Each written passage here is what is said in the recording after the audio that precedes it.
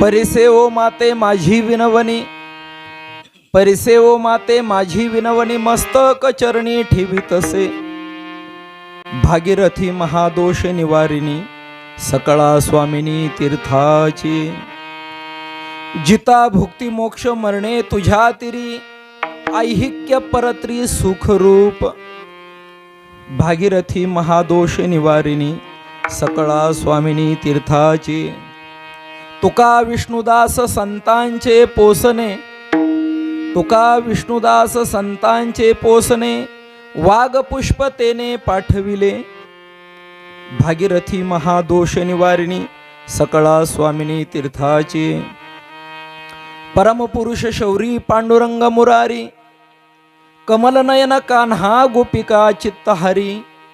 प्रकट निकट शोभे रुक्मिणी रम्यवामी, सदय धवलहासं विठ्ठलं चिंतयामि. पांडुरंगाकारू प्रथम नमन, पांडुरंगाकारू प्रथम नमन, पांडुरंगाकारू प्रथम नमन, पांडुरंगाकारू प्रथम नमन, पांडुरंगाकारू प्रथम नमन, पांडुरंगाकारू प्रथम नमन, पांडुरंगाकारू प्रथम नमन, पांडुरंगाकारू प्रथम नमन. दुसरे चरण संतांची, दुसरे चरण संतांची, दुसरे चरण संतांची, दुसरे चरण संतांची. त्यांच्या कृपादाने कथेचा विस्तारू, त्यांच्या कृपादाने कथेचा विस्तारू, त्यांच्या कृपादाने कथेचा विस्तारू, त्यांच्या कृपादाने कथेचा विस्तारू. चक्रपदाय कथेचा विस्तारो, चक्रपदाय कथेचा विस्तारो, चक्रपदाय कथेचा विस्तारो, चक्रपदाय कथेचा विस्तारो. पांडुरंगा करू प्रथम नमन, दुसरे चरणा संतांची या. त्यांच्या कृपादाने कथेचा विस्तारो. बाबाजी सद्गुरु दास तुका. काय माझी वाणी मानेल संतांसी, रंजवू चित्तास्या पुलिया. मस्तक हे पायावरी या वारकरी संतांच्या, जयांची केल्या स्मरण होय सकळ विद्यांचे अधिकरण. तेच वंदू श्री चरण श्री गुरूंचे ते नमस्कारुन आता. ओम नमो जाद्या वेद प्रतिपाद्या, जय जय स्वसंवेद्या आत्मरूपा. देवा तुची गणेशू सकलार्थमती प्रकाशू, म्हणे निवृत्तीदासू अवधारी जोजी. ओम नमो ज्ञानेश्वरा करुणा करा दयाळा, तुमचा अनुग्रह लादलो पावन झालो चराचरी. गजाननं भूतगणाधिसेवितं कपित्थ जम्बू फलचारु भक्षणं, उमासुतं शोकविनाशकारकं नमामि विघ्नेश्वर पादपङ्कजं. नमस्ते शारदे देवी सरस्वती मतिप्रदे, वसत्वं मम जिह्वाग्रे सर्वविद्यां प्रदा भव. लोकाभिरामं रणरङ्गधीरं राजीवनेत्रं रघुवंशनाथं, कारुण्यरूपं करुणाकरन्तं श्रीरामचन्द्रं शरणं प्रपद्ये अतुलितबलधामं. हेमशैलाभदेहं तनुजवनकृशानुं ज्ञानिनाम् अग्रगण्यं, सकलगुणनिधानं वानराणामधीशं रघुपतिप्रियभक्तं वातजातं नमामि. ओम मृत्युंजयाय रुद्राय नीलकंठाय शंभवे, अमृतेशाय शर्वाय महादेवाय ते नमः. सर्वमंगलमांगल्ये शिवे सर्वार्थ साधिके, शरण्ये त्र्यंबके गौरी नारायणी नमोस्तुते. ओम नीलांजनं समाभासं रविपुत्रं यमाग्रजं छायामार्तण्ड संभुतं तन्नमामि शनैश्वरम्. नर्मदायै नमो प्रातः, नर्मदायै नमो निशिः. नमस्ते नर्मदे देवी त्राहि मां भवसागरात्, नमस्ते गोदावरी देवी त्राहि मां भवसागरात्. अनादि अंबिका भगवती, अनादि अंबिका भगवती, बोध परडी घेऊन हाती, बोध परडी घेऊन हाती. होत ज्ञानाचा पाजळती, होत ज्ञानाचा पाजळती. उदो उदो भक्त नाचती, उदो उदो भक्त नाचती. उदो उदो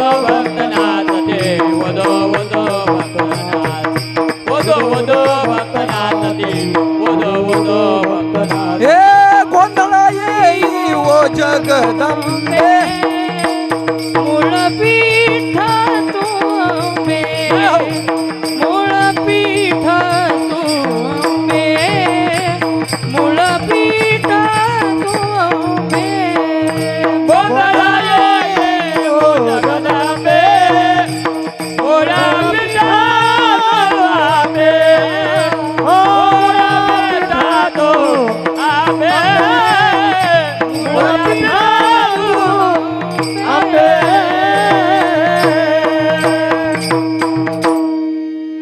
परिसेव माते माझी विनवणी मस्तक चरणी ठेवीत असे भागीरथी महादोष निवारिणी सकळा स्वामिनी तीर्थाची प्रस्तुत प्राप्त समय प्राप्त स्थळी कीर्तन रूपी सेवेकरता निवडलेला अभंग देहूचे सुप्रसिद्ध साधू वैराग्यमूर्ती महाराष्ट्र भूषण अनंत कृपा विभूषित शब्दप्रभू श्रीमंत श्री जगद्गुरु तुकोबराय यांचा हा 4 चरणाचा अत्यंत महत्वाचा जगद्गुरु संतश्रेष्ठ तुकोबरायांनी काशी विश्वनाथाला पत्र देत असताना त्याच बरोबर काशी क्षेत्राशी संबंधित असलेली एक महानदी अर्थात भागीरथी माता गंगा माता या गंगा मातेला पाठवलेलं हे एक पत्र आहे. विठ्ठल विठ्ठल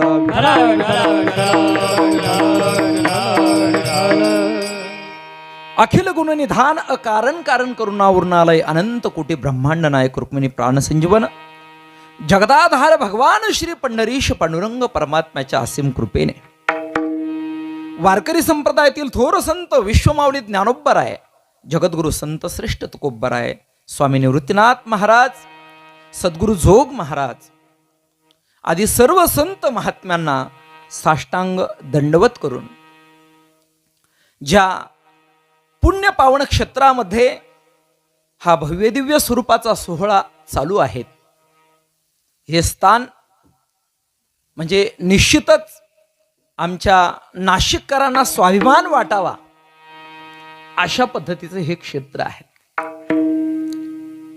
3.5 शक्तिपीठापैकी असलेलं शक्तिपीठ आई सप्तशृंगी माता या सप्तशृंग पर्वतावरती गेल्याच्या नंतर एक विशालतेची जाणीव आपल्या अंतःकरणामध्ये होते. एक महाशक्तीची जाणीव आपल्या अंतःकरणामध्ये होते आणि अशा असणाऱ्या महाशक्तीचं माहेर हे स्थान असावं याच्यासारखं नाशिककरांचं किंबहुना या खर्चीकरांचं दुसरं सद्भाग्य कोणतं. विठ्ठल विठ्ठल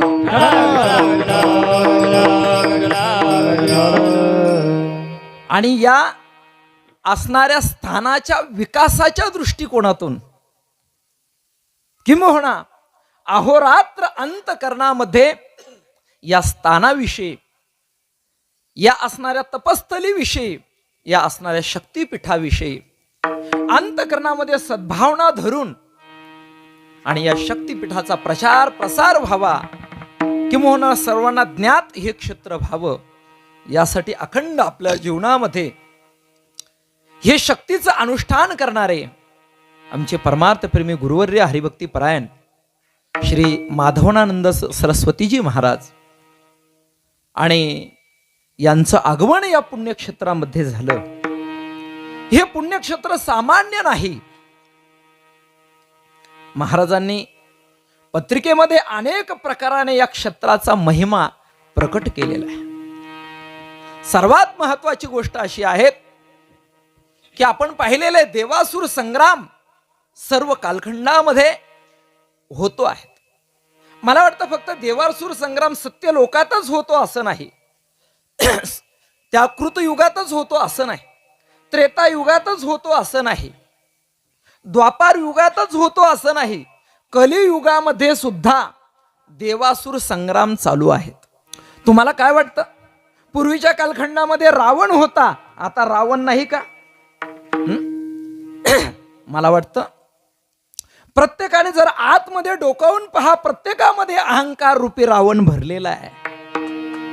प्रत्येकात अहंकार रूपी रावण भरलेला आहे आणि अशा अहंकार रूपी रावणाचा नायनाट करायचा असेल तर आपल्या अंतःकरणामध्ये ज्या मनामध्ये काम भरलेला आहे त्या मनाला राम करावं लागेल. तेव्हा अंतकरणामधला अहंकार रूपी रावण मरेल.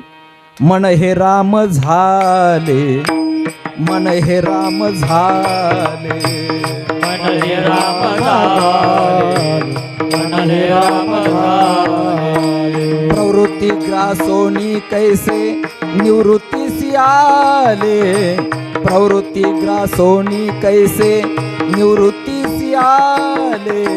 मन हे राम झाले, मन हे राम झाले, मन हे राम झाले, मन हे राम झाले.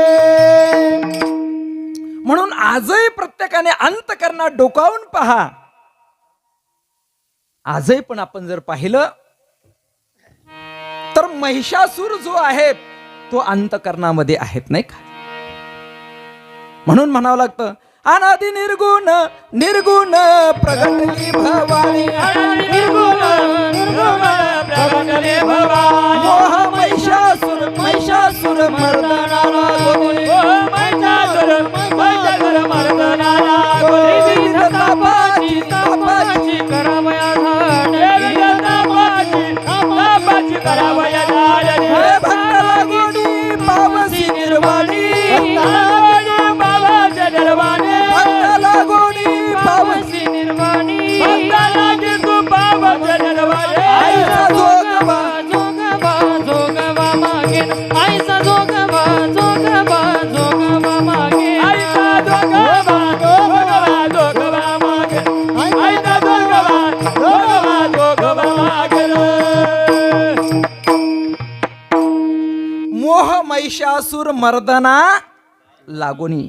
आपल्या अंतकरणात जो मोह आहे तोच महिषासूर आहे. या सर्वांचं पारिपत्य आपल्याला करायचंय. म्हणून केवळ कृत त्रेता द्वापार युगामध्येच आसूर होते असं नाही, कराल विक्राल कलिकालामध्ये सुद्धा हे आसूर आपल्यामध्ये दडलेले. आणि या आसुरांचा निपात करण्यासाठी या कराल विक्राल कलिकालामध्ये आपल्याला शक्तीची उपासना केल्याशिवाय पर्याय नाही. अशी उपासना करत असताना ध्यानात घ्या, आपल्या मोबाईलला जी रेंज मिळत असते ती टॉवरच्या जवळ मिळत असते का टॉवर पासून फार जसे तुम्ही दूर जाल तशी मिळेल त्या ठिकाणी? मला वाटतं टॉवरच्या जवळ, बरोबर आहे का नाही? तसं हा टॉवर आहे या ठिकाणचा, नाही का? महाराजांनी मला म्हणजे या क्षेत्राविषयी पूर्वी सुद्धा सांगितलं. सजनो, शिव पार्वती माता यांचा गुप्त रूपाने एक कल्पाचा वास या पुण्यक्षेत्रामध्ये झालेला आहे. केवढी विशेषता! इंद्रा पडली भग चंद्र झाला काळा, नारद चुकला चाळा भजनाचा. अनेक वेळेस चंद्रांकडून इंद्राकडून अपराध घडले आणि त्या कालखंडामध्ये अनेक ठिकाणी चंद्राला तपश्चर्या करावी लागली. तर या पुण्यक्षेत्रामध्ये सुद्धा जे असणारे सोम भगवान आहेत किंबहुना भगवान शंकराने ज्यांचा अंगीकार केलेला आहे असे चंद्र जे आहेत, अशा चंद्रांची सुद्धा ही तपस्थली आहे. तपस्थली असून वरदान सुद्धा चंद्राला या ठिकाणी मिळालेलं आहे. एवढंच नाही, आपण ठाण्याच्या जवळ गेल्यानंतर वज्रेश्वरी नावाचं स्थान आहे. या वज्रेश्वरी स्थानामध्ये गेल्याच्या नंतर अग्नीचे तप्त अशा पद्धतीचे कुंड आहेत. नवनाथांचा जो कालखंड आहे अशा कालखंडामध्ये गोरक्ष जालंधर चरपटाश आडभंग कानेप मच्छिंदराद्या चौरंगी रेवानक भर्तृसंज्ञा भूम्यां बभूर नवनाथ सिद्धा. हे 9 सिद्ध आहे. अशा 9 सिद्धांच्या बाबतीमध्ये वज्रेश्वरी मातेच्या सानिध्यामध्ये गेल्याच्या नंतर अगोदर मत्स्येंद्रनाथांना म्हणजे मच्छिंद्रनाथांना वज्रेश्वरी माता विशेष पद्धतीची शक्ती द्यायला तयार नव्हत्या. परंतु आमच्या मच्छिंद्रनाथ महाराजांनी त्या ठिकाणी घनघोर अशा पद्धतीचं युद्ध केलं आणि युद्धाच्या अंती शेवटी भगवान शिवशंकर परमात्म्याच्या कृपेने आणि वज्रेश्वरी माता जे आहेत त्यांना सुद्धा आपल्या शक्तीची जाणीव करून देणारे मच्छिंद्रनाथ महाराज शेवटी ती वज्ररूपी असणारी वज्रेश्वरी माता शरण आली आणि भगवान शिवाच्या कृपेने, वज्रेश्वरीच्या मातेच्या कृपेने आमच्या मत्स्येंद्रनाथांना, मच्छिंद्रनाथांना काही सिद्धी त्या क्षेत्रात प्राप्त झाल्या. पण त्या वज्रेश्वरी मातेचं जन्मस्थळ हे असावं याच्यापेक्षा मोठं सद्भाग्य कोणतं आहे? विठ्ठल विठ्ठल. विठ्ठला विठ्ठला विठ्ठला विठ्ठला विठ्ठला विठ्ठला. हो, 40 असणारे जे तीर्थ आहेत, अशा असणाऱ्या तीर्थांचं आणि क्षेत्रांचं महाबीज, सिद्ध बीज या ठिकाणी आहेत, नाही का? बीज कशाला म्हणतात? तुका म्हणे निज रोकडे हे तत्व बीज रोपले हे तत्व बीज रोपले हे तत्व बीज. तुका म्हणे बीज रोकडे तत्व बीज रोकडे तत्व बीज रोकडे तत्व बीज. हो, तुका म्हणे निज रोकडे हे तत्व बीज. या न्यायाने तत्व जे जगतामध्ये अविनाशी आहेत, बीज याचा अर्थ असाही पण आपल्याला करता येईल की मूळ असणारी स्थिती किंवा मूळ असणारा मंत्र. आदिनाथ उमा बीज प्रगटले, आदिनाथ उमा बीज प्रगटले, आदिनाथ उमा बीज प्रगटले, आदिनाथ उमा बीज प्रगटले. मच्छिंद्राधरे सहज स्थिती, मच्छिंद्राधरे सहज स्थिती, मच्छिंद्राधरे सहज स्थिती. हो, पै क्षीरसिंधू परिसरी शक्तीच्या कर्णविवरी नेनो कै श्री त्रिपुरारी सांगितले. ते असणारं बीज, नाही का? अर्थात ते असणारं तत्व. या पुण्य पावन क्षेत्रामध्ये 40 तीर्थ आणि क्षेत्र यांचं सिद्ध बीज आहे. तीर्थ कशाला म्हणतात? जनान ये तारयंती तानी तीर्थानी असं म्हटलेलं आहे. जे जगताला तारतात त्यांना तीर्थ म्हणतात. या पृथ्वी तलावरती किती तीर्थ आहेत? तर पृथ्वी तलावरती 3.5 कोटी तीर्थ आहेत. बघा, मानवी शरीरावरती किती रोम आहेत? 3.5 कोटी रोम आहेत. मोजून पहा, कमी जास्त भरले तर मी आहे तिथं अजून, काळजी करू नका. किती? मानवी शरीरावरती 3.5 कोटी रोम आहेत. एका एका रोमाच्या बुडाशी एक एक पाप वास्तव्य करतं. अशा एका एका पापाच्या क्षालनार्थ 3.5 कोटी तीर्थ या पृथ्वी तलावरती म्हणजे निर्माण केलेले आहे भगवान परमात्म्याने. आणि अशा असणाऱ्या 3.5 कोटी तीर्थापैकी 40 तीर्थांचं सिद्ध बीज या पुण्य पावन क्षेत्रामध्ये आहे. अर्थात निश्चित जे जगताला तारतात त्यांना तीर्थ म्हणतात. या तपस्थलीमध्ये, या प्रांगणामध्ये जर तुम्ही तुमच्या जीवनामध्ये हा सिद्ध असणारा एक वटवृक्ष आहेत, या सानिध्यामध्ये तुम्ही जर अनुष्ठान जर केलं, इथंच तुमचा उद्धार होईल, अशी ही तपस्थली आहे. आणि म्हणून हे क्षेत्र सुद्धा आहेत, नाही का?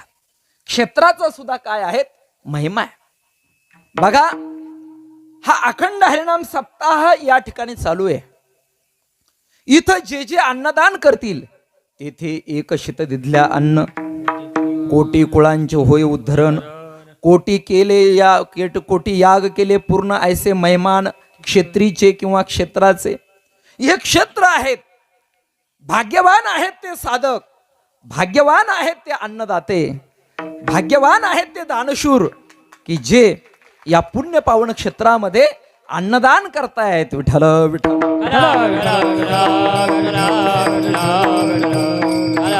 हो, जीवनामध्ये तपेविन दैवत दिधल्याविन प्राप्त गुजेविन हित कोण सांगे. तपाचे सामर्थ्य तपिन्नला अमूप चिरंजीवी कल्प वैकुंठी नांदे. असं तपाचं महत्व आहे. प्रत्येकाने आपल्या जीवनामध्ये तपश्चर्या करणं गरजेची गोष्ट आहे. तपश्चर्या करण्यासाठी केवळ रानावनातच जावं लागतं असं काही नाही. नलगती सायास जावे वनांतरा, नलगती सायास जावे वनांतरा. जायाचा जावे वनांतरा जगते जायाचा जावे वनांतरा हो, रानावनात जाण्याची गरज आहे असं नाही. माऊली सांगतात आसोनी संसारी, संसारात राहायचंय पण पुढचं आहे का, जिव्हे वेगू करी. वनातच जायचंय असं नाही, पण ठाईच बैसोनी करा एक चित्त, नाही का. आणि ते एक चित्त होण्याच्या दृष्टिकोनातून या पुण्य पावन भूमीमध्ये अनेक देवतांनी येऊन ज्या अर्थी तपश्चर्या केली, याचा अर्थ खरोखर हे जे स्थान आहेत हे एकांत स्थान आहेत, नाही का, एकांत स्थान आहेत. आणि ज्या देवी देवतांनी तपश्चर्या केली त्यांची ही सिद्ध भूमी आहेत. म्हणून आपल्याला आपल्या जीवनात तपश्चर्या जर करायची असेल तर या पुण्यपावन क्षेत्रात आपण तपश्चर्या करू शकतो, सिद्धीला प्राप्त होऊ शकतो. असं हे क्षेत्र आहे. पण महत्वाची गोष्ट अशी आहे की आपल्या जीवनामध्ये तपश्चर्या, मी सांगितलं की वनात रानात जाण्याची गरज नाही. आपण आपल्या गृहस्थाश्रमात राहून सुद्धा तपश्चर्या करू शकतात. या वाणीने कधी अभद्र न बोलणं ही तपश्चर्या आहे. काही दोष वाणीमध्ये आपले टाळायचे. ओरोधू वादबळू, प्राणी तापढाळू, उपहासू चाळू, वर्मस्पर्शू, आटू वेगू विंदाणू, आशा शंका प्रतरणू, हे सन्यसिले अवगुणू जिये वाचा. अशा पद्धतीनं हे सर्व दोष आपल्या मुखातून काढून टाकायचे. परस्वभाव कर्माने न प्रशंसेत न गर्हेत. श्रीमद भागवत सांगतं या न्यायाने दुसऱ्याच्या स्वभावाची निंदाही करायची नाही आणि दुसऱ्याच्या स्वभावाची स्तुती करायची नाही. आता रहुगण नावाच्या राजाचं उदाहरण सांगायला मला वेळ नाही. जडभरताची त्यांची गाठभेट होते. श्रीमद भागवताचा विस्तृत प्रसंग आहे. पण त्या जडभरताने सांगितलं, अरे राजा, अरे तू या शरीराची निंदा करतो, या मरक्या शरीराची निंदा करतो. अरे ही मुळातच माती आहे, हे मुळातच निंदनीय आहे, त्याची काय निंदा करतो. आणि तू जर माझ्या आत्मस्वरूपाची निंदा करत असेल तर माझा जो आत्मा आहे तो निर्लिप्त आहे, म्हणून त्याची निंदा होऊ शकत नाहीत. म्हणून जीवनामध्ये निंदा कोणाची करूच नका आणि स्तुती पण करू नका. पण मनुष्य जीवनामध्ये दुसऱ्याची स्तुती करण्याचा मनुष्याचा स्वभाव नाही, निंदा करण्याचा स्वभाव आहे. मग करायचीच असेल निंदा तर देवाची करा. विठ्ठल विठ्ठल. मुळात करूच नका हा पहिला प्रश्न आहे बरं का. शिशुपाळाने देवाची निंदा केली, देवाला शिव्या दिल्या, तरी सुद्धा शिशुपालाचा काय झाला, उद्धार झाला. माझा सांगण्याचा इत्यर्थ असा आहे, वाणीची तपश्चर्या जर तुम्हाला जीवनामध्ये सिद्धीला न्यायची असेल तर काही दोष आपण आपल्या जीवनामध्ये टाळले पाहिजे. म्हणून या वाणीच्या द्वारे वाचिक तपश्चर्या करत असताना आपण आपल्या जीवनामध्ये सत्य जोपासावं, असत्य कधी बोलू नये. मनुष्याने आपल्या जीवनामध्ये फार बोलू सुद्धा नाही. बरं झालं बरं का, एक चांगली गोष्ट झाली. सरकारने फक्त घरामधल्या विजेला मीटर लावली, पुणे भागामध्ये पाण्याला मीटर लावली, तोंडाला मीटर लावलं नाही. एवढं बरं केलं नाही का. तोंडाला जर मीटर लावलं असतं तर मला वाटतं पहिल्या दिवशी फुटून, गरम होऊन फुटून गेलं असतं नाही का. किती बोलतात लोक, किती बोलतात त्या ठिकाणी नाही का. सजनो, बोलत असताना थोडं बोला. साच आणि मवाळ, मितले आणि रसाळ, शब्द जैसे कल्लोळ अमृताचे. या न्यायाने आपण आपल्या जीवनामध्ये अल्पाक्षरम असंदिग्धम सार्वद्विश्वतो मुखम आस्तोभ मनवद्यंच सूत्रम सूत्र विदो विदु असं बोलावं जीवनामध्ये नाही का. बोलू ऐसे बोल,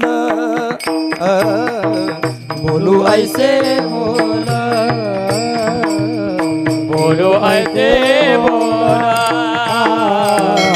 बोलो ऐसे बोला. हो, जेने बोले विठ्ठल डोले, असं मनुष्याने आपल्या जीवनामध्ये बोलावं.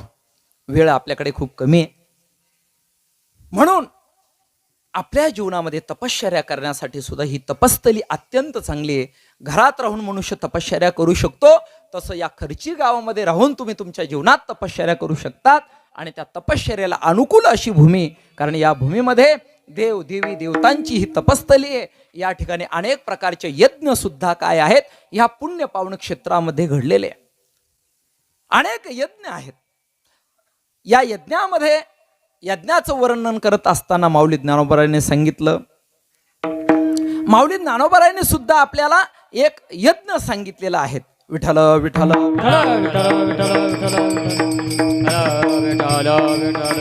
हो. असो, यज्ञाचे अनेक प्रकारचे प्रकार त्या ठिकाणी आहेत. अश्वमेध यज्ञ आहेत, इतरही काही त्या ठिकाणी यज्ञ आहेत. परंतु त्या यज्ञामध्ये नाम जप यज्ञ परम, बाधू न शके स्नानादी कर्म, नामे पावन धर्माधर्म, नाम परब्रह्म वेदार्थे, नाम जप यज्ञ परम, यज्ञानाम जप यज्ञोस्मी. यज्ञामध्ये जप यज्ञ हा यज्ञ आहेत.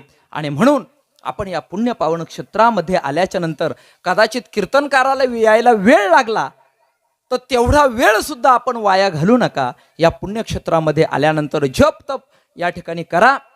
सर्वात महत्वाची गोष्ट अशी आहे की गोरक्षनाथ महाराज, गोनाम इंद्रिय रक्ष रक्षती म्हणजे रक्षा करणं. आपण पहा, मनयेव मनुष्यानाम कारणम बंध मोक्षयो, अप्यब्धिना नान्मत सुमेरन मुल्लाद अपे अपे वय सनात साधो विषमश्चित्त निग्रह. जीवनामध्ये जर परमतत्वाची प्राप्ती करायची असेल तर चित्ताचा निग्रह होणं गरजेची गोष्ट आहे, मनाचा निग्रह होणं गरजेची गोष्ट आहे. आणि मनाच्या बाबतीमध्ये आपण जर पाहिलं, बहुत चंचल चपळ, जाता येता ललगे, वेळ चंचल भी मन कृष्ण, प्रमाथी बलवत दृढम, तस्याहम निग्रहम म्हणणे, वायोरीव सुदुष्करम. या न्यायाने मनाला आवर घालणं कठीण आहे. पण ज्याच्या जीवनामध्ये माझे मज कळू येते अवगुण, काय करू मन अनावर, असं मन जर आवरत नसेल तर आपण आपल्या जीवनामध्ये कोणता जप करावा, तर गोरक्ष नामाचा जप करावा. बरं का, ध्यानात ठेवा. गोरक्ष जे आहेत हे सामान्य नाही. मला वाटतं श्री राज्यामध्ये गेलेले गोरक्षनाथ महाराज, कितीतरी प्रकाराने त्या राणीने त्यांना अनेक प्रकारची व्यसनं लावण्याचा प्रयत्न केला, अनेक सुंदर स्त्रिया पाठवल्या, परंतु गोरक्षनाथांच्या जीवनावरती त्याचा कुठल्याही प्रकारचा परिणाम झाला नाही. नवनाथ कथा, आता उद्यापासून माझी नवनाथ कथा आमच्या पुण्यपावन भूमीमध्ये जन्मस्थलीमध्ये आहेत.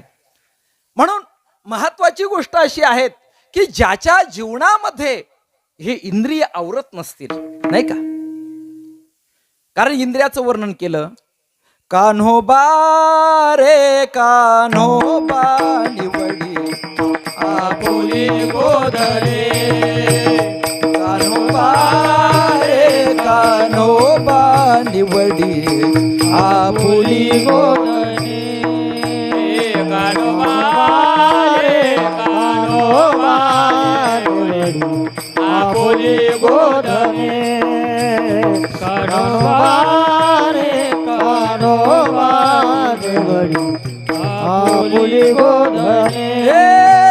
कान्होबा ओढाळ तुझ्या गाई, होत्या नवत्या कळंबा ठाई, कान्होबा ओढाळ तुझ्या गाई, होत्या नवत्या कळंबा ठाई. शिव्या देती तुझी आई, शिव्या देते तुझे आई, हो शिव्या देती तुझी आई, शिव्या देते तुझे आई. कान्होबा रे कान्होबा निवडे आपुली गोधने, कान्होबा रे कान्होबा निवडे आपुली गोधने, कान्होबा रे कान्होबा निवडे आपुली गोधने, कान्होबा रे कान्होबा आपुली गोधने. इंद्रिय रूपी गायी ज्या ओढाळ आहेत त्यांना शांत करायचं असेल तर त्याच्यासाठी देवाची प्रार्थना आणि गोरक्ष नामाचा जप करायचा आहे. नाथांची अष्टशतोत्तर अशा पद्धतीची असणारी जी काही नामावली 108 नावं गोरक्षनाथांचे आहेत, सर्व मंत्रवत आहेत, सिद्धवत आहेत. आणि म्हणून आपण गोरक्ष नामाचा जप करा. अशा गोरक्षनाथांची ही तपस्थली, एवढंच नाही तर त्यांना वरदान सुद्धा मिळालेलं आहे. आणि जे किन्नर आहेत, आपण पाहिलेले जे तृतीयपंथी आहेत, त्यांना सुद्धा शापमुक्ती देणारं हे क्षेत्र. अशा पुण्यपावन क्षेत्रामध्ये आमच्या परमपूजनीय श्रीगुरु माधवानंदजी सरस्वती महाराज यांचं वास्तव्य या पुण्यपावन भूमीमध्ये झालेलं आहे. मला वाटतं निश्चितच खर्चीचे जे ग्रामवासी आहेत, आपण खूप भाग्यवान आहात की अशा गावामध्ये गोदावरी मातेच्या पवित्र किनाऱ्यावरती ज्यांचा जन्म झालेला आहे, असे असणारे परमपूजनीय महाराज, दंडकारण्यामध्ये ज्यांचा जन्म आहे, अशा पुण्यपावन क्षेत्रामधील ही फार मोठी दिव्य विभूती आपल्या संपूर्ण या खर्चीकरांच्या, किंबहुना या पंचकृषीच्या उद्धारासाठी, किंबहुना या खानदेशाच्या उद्धारासाठी या परमपावन क्षेत्रामध्ये त्यांचं आगमन झालेलं आहे. फक्त एकच करा, त्यांच्या चरणारविंदी जर आपण नतमस्तक जर झालो.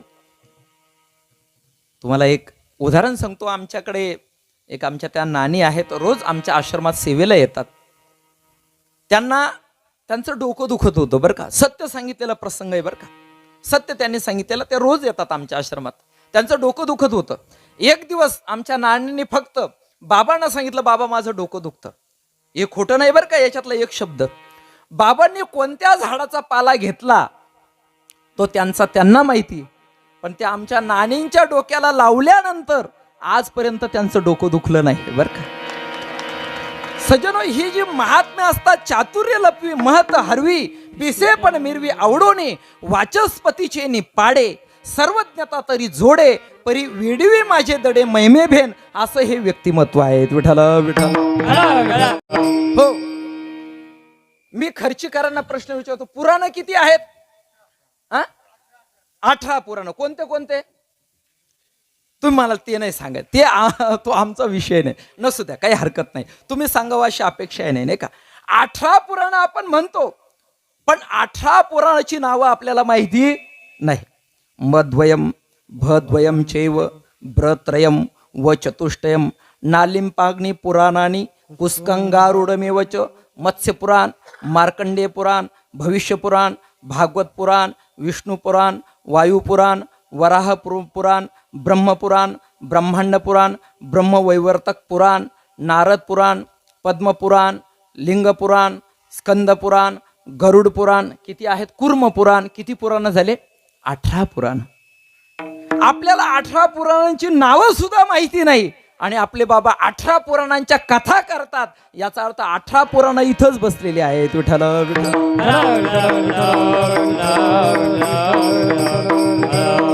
असो, आज बाबांची माझ्यावरती कृपा झाली असं मी समजतो, की अशा पुण्य पावन क्षेत्राचं दर्शन घडवण्यासाठी बाबांनी माझ्यावरती अनुग्रह केला. आणि माझ्यासारख्या सामान्य साधकाची आठवण बाबांनी अंतकरणामध्ये ठेवून या पुण्यपावन भूमीमध्ये येऊन कीर्तन करण्याची मला आज्ञा केली. माझ्यासारख्या सामान्य बालकाने बाबांच्या समोर काय बोलावं एवढी माझी योग्यता नाही, परंतु कृपा कटाक्ष निहाळिले आपले पदी बैसविले या न्यायाने, त्यांच्या कृपेने आज माझं आगमन या पुण्यपावन क्षेत्रात झालं. हे माझं किती जन्माचं पुण्य असेल सांगा. बाबा जर समजा यदा कधी त्यांचं निमंत्रण जर नसतं तर माझं येणं कधी आयुष्यात तरी घडलं असतं का? नसतं घडलं. ही बाबांची कृपा आहे. आणि याच दृष्टिकोनातून मी माझ्या जीवनामध्ये एक 14 वर्षाच्या मौन व्रताला प्रारंभ केलेला आहे. पूर्वी मी 3.25 वर्ष मौन जप करून माझ्या आश्रमामध्ये साधना केली. मध्यंतरी पुन्हा काही व्यत्यय आला 3.25 वर्षाच्या नंतर. त्याच्यामध्ये ठीक आहेत, नर्मदा मातेच्या पायी 3 परिक्रमा जीवनामध्ये घडल्या माझ्या. पण पुन्हा अंतकरणामध्ये आलं की गाथा, ज्ञानेश्वरी आणि एकनाथी भागवत 3 ग्रंथ मुखोद्गत करावे. याच्यासाठी मी पुन्हा एक अनुष्ठानाला प्रारंभ केला. जीवनामध्ये यात असणाऱ्या 14 वर्षाच्या कालखंडामध्ये गाथा, ज्ञानेश्वरी, भागवत 3 ग्रंथ मुखोद्गत करायचे. 13 कोटी नामजप करायचा. ज्या पुण्यपावन क्षेत्रामध्ये जिथं माझी कुटी आहे तिथंच मला पांडुरंगाचं दर्शन तिथंच झालं पाहिजे अशी अंतकरणामध्ये श्रद्धा धरून मी अनुष्ठानाला प्रारंभ केला. मध्यंतरी 3-4 महिने मौन राहिलं, पुन्हा काही अडचण आली. पण आज गणपती बाप्पांचं अवतरण आजच्या दिवशी झालेलं आहे. अशी श्री गणेश जयंती आहेत आणि बाबांच्या या सिद्धस्थलीमध्ये येत असताना अंतकरणात असा भाव आला की तसं उद्या मी पारायणाला त्या असणाऱ्या, उद्या जगद्गुरु संत श्रेष्ठ तुकोबारायांचा जन्मदिवस आहे, वसंत पंचमी. उद्या मी प्रारंभ करणार होतो, पण येता येता सहज लक्षात आलं की अशा पुण्यपावन क्षेत्रात चाललो, अशी तपस्थली आहेत आणि म्हणून आजच मी 14 वर्षाच्या मौन व्रताला प्रारंभ केलेला आहे. तुमची सर्वांची कृपा माझ्यावरती व्हावी, माझ्या जीवनात माझी गाथा ज्ञानेश्वरी भागवत कंठस्थ व्हावं आणि पांडुरंगाचं मला दर्शन व्हावं. सप्तशृंगी मातेचं तर बाबांच्या कृपेनं होणारच आहेत, यामध्ये काही नवल नाही. आणि म्हणून या दृष्टिकोनातून तुमच्याकडून सर्वांकडून आशीर्वादाची अपेक्षा करतो आणि आपल्या कीर्तन सेवेकडे वळतो. विठ्ठल विठ्ठल. हो, अभंग जगद्गुरु संतश्रेष्ठ तुकोबारायांचं आहेत. या अभंगाच्या द्वारे जगद्गुरु संतश्रेष्ठ तुकोबाराय एक पत्र लिहितात, अर्थात भागीरथी मातेला पत्र लिहितात. अभंग घेण्याचं कारण असं आहे, अभंगामध्ये जरी वर्णन केलेलं आहे तर भागीरथी महादोष निवारिणी, परंतु मी थोडासा अभंग बदलवणार आहे. नर्मदा महादोष निवारिणी सकला स्वामिनी तीर्थाची. माझ्या जीवनामध्ये प्रत्यक्षात 3 पायी परिक्रमा झाल्या, 3 गाडीने झाल्या. अनेक पुण्यक्षेत्रामध्ये नर्मदा मातेच्या किनाऱ्यावरती कुंभेश्वर सारखं ठिकाण असेल, रामानंद आश्रम असेल, तपोवन आश्रम असेल, राग घाटावरचे दादाजी असतील, पतईचा आश्रम असेल, अशा अनेक ठिकाणी मला अनुष्ठानाचा योग आला. ओंकारेश्वर क्षेत्रामध्ये अनुष्ठानाचा योग आला.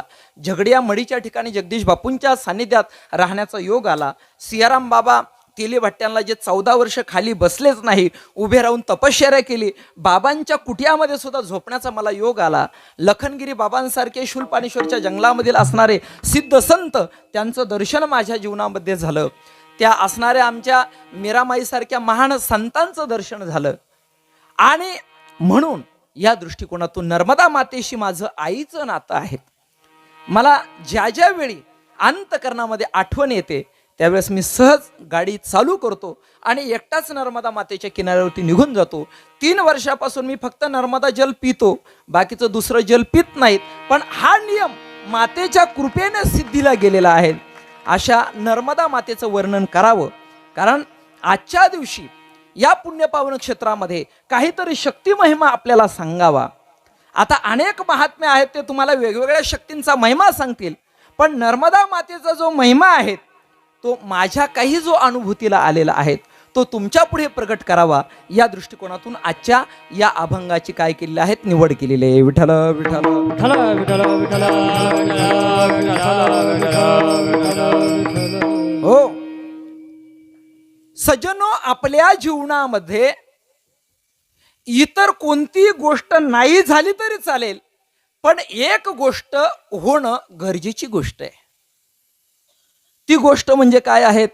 आपुला तो एक देव करुणी घ्यावा, आपुला तो एक देव करुणी घ्यावा, आपुला तो एक देव करुणी घ्यावा, आपुला तो एक देव करुणी घ्यावा.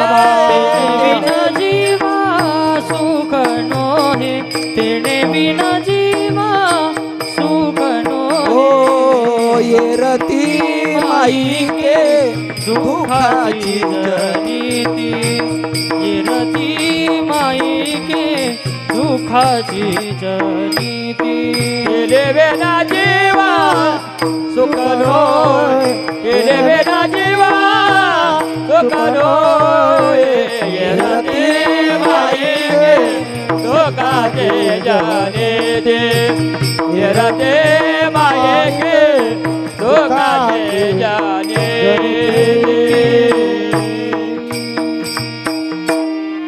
खरोखर आज या ठिकाणी आल्याच्या नंतर मला अतिशय आनंद झाला. याचं महत्त्वाचं कारण असं आहे की कीर्तन करत असताना लावणी मृदंग श्रुती टाळ घोष सेवू ब्रह्मरस आवडीने. मृदंग असा वाजाव की मनुष्याने दंग व्हावं, नाही का. या ठिकाणी हा सर्व जो मेळ जमलेला आहे, मला तर खरोखर धाक पडला होता 40 गावच्या खालती निघाल्याच्या नंतर. म्हणलं तांड्यावरचं कीर्तन आहेत, नाही का. काय असेल त्या ठिकाणी. पण इथं आल्यानंतर खरोखर ही सर्व गुणीजन मंडळींची साथ पाहिली. गंधर्वासारखं यांचं गायन आहे. पेटी सुद्धा काय अगदी स्वरात वाजते. मृदंग वाजवणारे मृदंग वाजवतात आणि चाली पण म्हणतात, नाही का, डबल रोल करतात त्या ठिकाणी. अर्थात ते कीर्तनही करत असतील. आणि अशी साथ आपल्याला या पुण्यपावन भागामध्ये मिळालेली आहेत. नाही तर मग काही अशा साथी राहतात की कॉलरा बरा त्यापेक्षा, नाही का, पटकी बरी, नाही का, त्याच्यापेक्षा कोरोना बरा. काही काही ठिकाणी असं वाटतं फेटा काढावा, जो बगलेत घालावून जी धूम ठोकावी, थेट नाशिक जिल्हाच थांबूच नाही, नाही का. पण आज खरोखर अतिशय सुंदर गोड गायन वादन, अर्थात बाबांवरती प्रेम करणारी ही सर्व गुणीजन मंडळी यांच्या सानिध्यात हा कार्यक्रम होतोय. चला, आपुला तो एक देव करुणी घ्यावा, तेने विन जीवा सुख नो हे. भगवान परमात्मा एक आपलासा करायचा, एक सदै सब सदै. एकाच्या साध्यतेमध्ये सर्व साध्य आहे. एकामधून सर्व वजा गेलं पाहिजे. एक चांगला दृष्टांत आहे त्या ठिकाणी जावई बापूंचा. पण दृष्टांत सांगण्यासाठी मी या ठिकाणी आलेलो नाही. मला सिद्धांत बोलता बोलताच वेळ पुरणार नाही. आणि सर्वात महत्त्वाची गोष्ट, मी तुम्हाला हसवण्यासाठी एवढ्या लांबून आलेलो नाही. माझ्या जीवनामध्ये मी जिथं कीर्तन करतो तिथं जेवण करत नाहीत, कपाळाला तुमचा बुक्का लावत नाहीत, गळ्यामध्ये हार घालत नाहीत, आणि डिझेलचे सुद्धा मी पैसे जीवनामध्ये घेत नाहीत. मरेपर्यंत घेणार नाही अशी माझी प्रतिज्ञा आहे जीवनामध्ये. आणि म्हणून एवढ्या लांबून आलेलो आहेत. इथं तुमचा टाइमपास निश्चितच मी करणार नाही. इथे एक एक शब्द जो तुमच्या जीवनाच्या दृष्टिकोनातून महत्त्वपूर्ण असेल तेवढंच मी चिंतन या ठिकाणी करील. मी जीवनामध्ये एका अभंगाचं अनुष्ठान चालू केलेलं आहे. जेथे कीर्तन करावे तेथे अन्न न सेवावे, बुका लावू नये भाळा, माळ घालू नये गळा, तट्टा वृषभाशी दाना, तृण मागू नये जना, स्विफ्ट इंडिकाशी आणा, डिझेल पेट्रोल मागू नये जना. तुका म्हणे द्रव्य घेती देती तेही नरका जाती. बरं का, ध्यानात ठेवा. मी जे कीर्तनाचे पैसे घेतात त्यांच्यावरती काही बोलणार नाही. त्यांच्यावरती मी काही बोलणार, तो ज्याचा त्याचा प्रश्न आहे. त्यांना बोलण्याचा अधिकार जगद्गुरु तुकोबारायांना माझ्यासारख्या सामान्य साधकाला नाही. म्हणून जे घेते त्यांच्याविषयी मी बोलणार नाही. पण जे देते ते तुम्ही आहात. निश्चित तुम्हाला झापल्याशिवाय राहणार नाही. विठ्ठल विठ्ठल.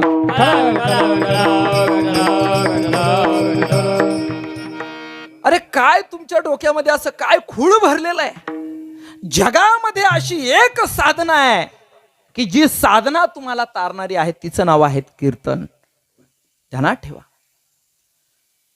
कीर्तन ही साधना जर मनपूर्वक आपण आपल्या जीवनामध्ये जर केली तर या कीर्तनाचा परिणाम, कीर्तन चांग कीर्तन चांग होय अंग हरी रूप, होय अंग हरी रूप, होय अंग हरी रूप. कीर्तन सांग, कीर्तन सांग, होय अंग हरी रूप, होय अंग हरी रूप, होय अंग हरी रूप. माऊली ज्ञानोबराय सांगतात, कीर्तनाचे निनटनाचे नासिले व्यवसाय प्रायश्चित्ताचे, जे नामची नाही पापाचे ऐसे केले. मग ते कीर्तन नामसंकीर्तन असू द्या, गुण कीर्तन असू द्या, लीला कीर्तन असू द्या, स्वरूप कीर्तन असू द्या, प्रबोध कीर्तन असू द्या, क्रीडा कीर्तन असू द्या, कोणत्याही प्रकारच्या कीर्तनामध्ये हे सामर्थ्य आहे. पण आज आपण पाहतोय हजारो डिजिटल बोर्ड लागतात, कोटी कोटी रुपयाचे मंडप टाकले जातात, कोट्यावधी रुपयाचं अन्नदान सुद्धा होतं. पण जीवनामध्ये कीर्तनाचा जो परिणाम आहे तो होय अंग हरिरूप. असे किती लोक आहेत त्यांनी मला सांगा की खरोखर आम्ही कीर्तन ऐकली आणि आमचं अंग हरिरूप झालं. साधना चुकीची आहे का? नाही, साधना चुकीची नाही. साधना चुकीची नाही, आपली प्रक्रिया चुकते. सज्जनो, कीर्तनाची फार मोठी महती आहे.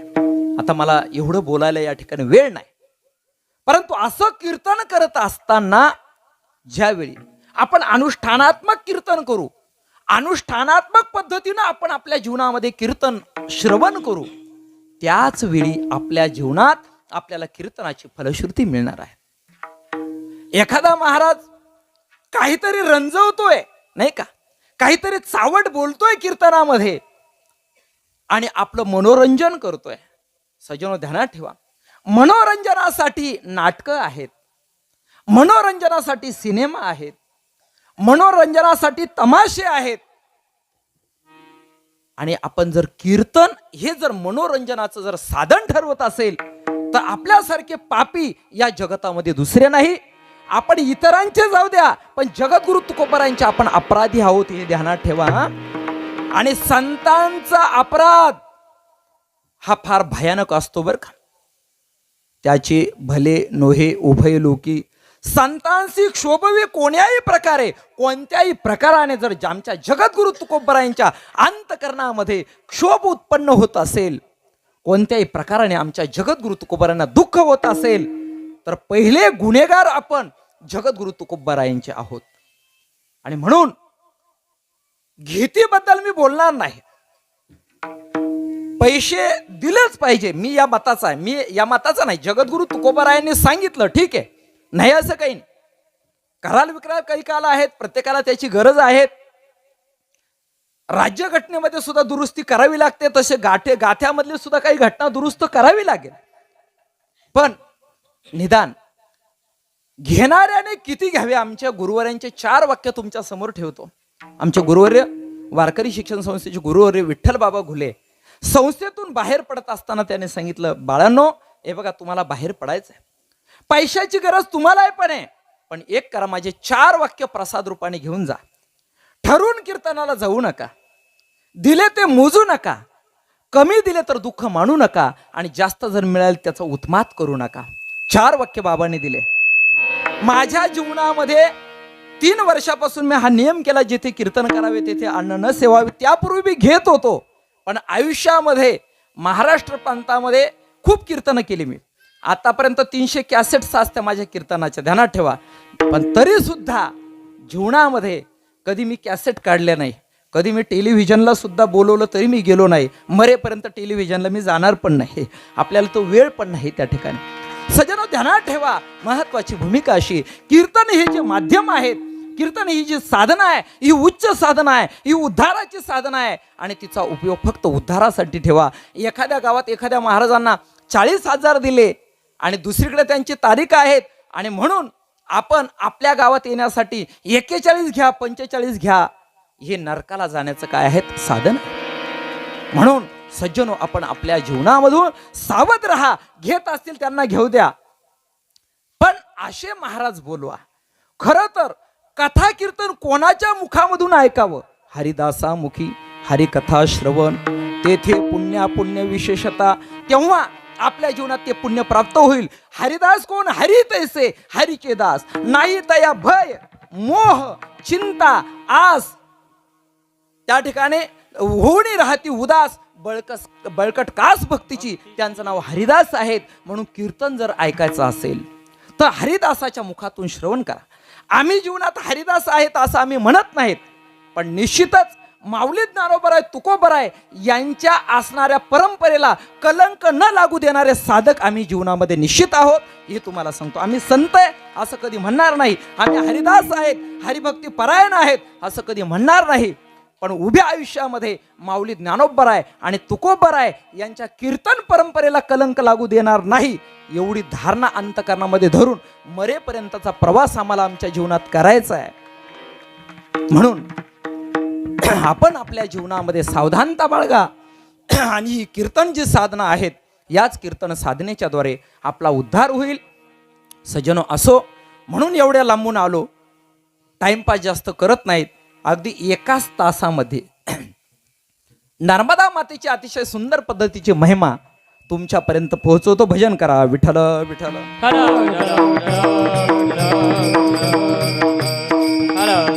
हो सज्जनो, या जगामध्ये असा एक भगवान परमात्मा आपल्याला प्राप्त करून घ्यायचा आहे, त्या एक असणाऱ्या भगवान परमात्मापासून, नाही का, आपल्या जीवनामध्ये आपल्याला जी परमतत्वाची जी प्राप्ती करायची असा असणारा एक असणारा जो भगवान परमात्मा आहे, त्याच्या व्यतिरिक्त जगतामधील भौतिक सुख संपत्ती तुम्ही किती मिळवली तरी आपल्या जीवनामध्ये परिपूर्णता नाही.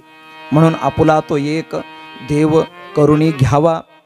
पण भगवान परमात्मा प्राप्त करण्याच्या दृष्टिकोनातून जर आपण प्रयत्न जर करू गेलो, भक्ती ते कठीण, भक्ती ते कठीण शोळावरील कोरी, भक्ती ते कठीण, भक्तेचे काढेना, भक्तेचे काढेना चोळावरील पोरी, भक्तेचे काढेना.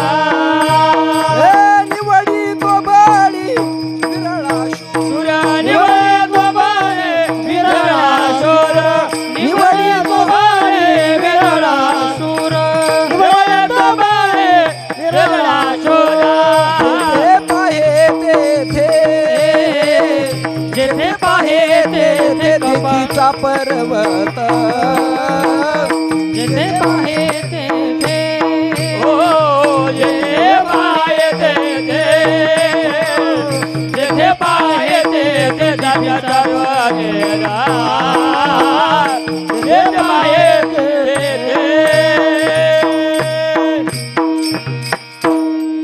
भक्ती तो कठीण सुळावरील पोळी म्हटलेलं आहे.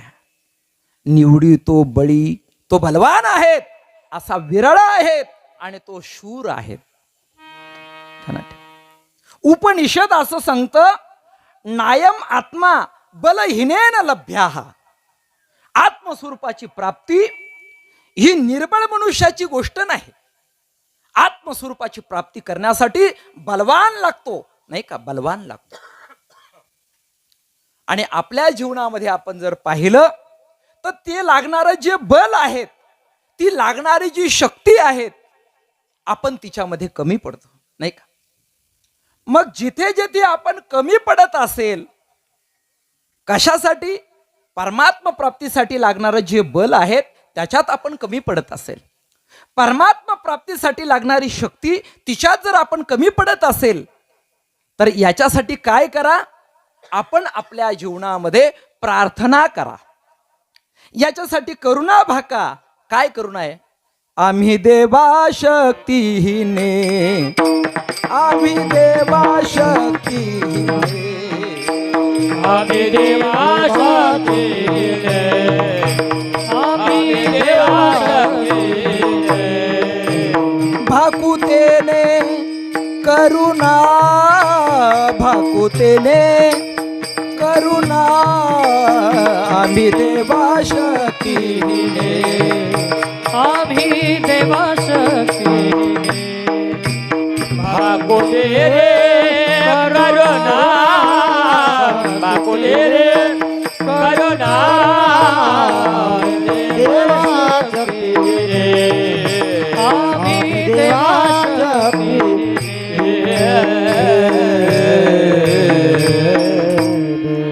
एकी केली हातोफळी ठाया बळी पावले, आम्ही देवा शक्तीहीने भाकुतेने करुणा. सजनो, काही असे तपस्वी संत महात्मे की एकी केली हातोफळी ठाया बळी पावले, त्या परमतत्वाला ते प्राप्त झाले.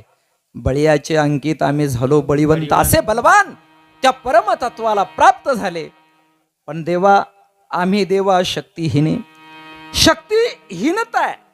आता मला देवी भागवत करायला सांगायला या ठिकाणी वेळ नाही आणि बाबाच्या मुखातून तुम्ही ते श्रवणही केलेलं असेल. मी देवी भागवताची कथा करतो, शिव महापुराणाची कथा करतो, गजानन बाबांचं चरित्र पण त्या ठिकाणी सांगतो, श्रीमद भागवत कथा पण करतो, शिवलीलामृत कथा पण करतो, त्या ठिकाणी राम कथा पण करतो, सर्व काही करतो. आता 18 पुराणाच्या सुद्धा बाबांचा आशीर्वाद जर मिळाला तर त्या पण करणार आहेत.